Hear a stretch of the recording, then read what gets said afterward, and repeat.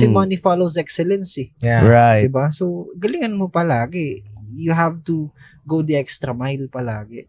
Nice. Yung pagkaka-right mo dun, boss, parang pa Frank Mendoza na. Right. Sobrang solid, pare. Parang pa Uncle Frank na yan, bro, ah. So, basta galingan mo lang sa lahat, pare. Right. Matik na yun. Right. Konyo eh. No? O tapos, bumagsak sales, eto na. Pumasok ka ngayon ng, nag-branding ka na ng Josh Mojica. Wala pa. Wala pa. Paano Bro, mo yung branding ko ng Josh Mojica, Last year lang ba yun? November last year lang yun.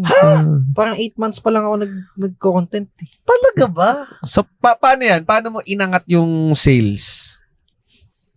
Na ano ako nun, na-stress ako nun sobra. Hindi ko alam gagawin ko. Oh. Tapos, ang ginawa ko, nagtayo ako ibang negosyo. Okay. Talaga? Umano agad ako. Okay. May-exit ako konti. Okay. Konti lang naman. Nag-clothing ako. Kasi nga idol ko si Frank. Oo. Pero ginawa ko din talaga yun para palapit ako sa kanya. Okay.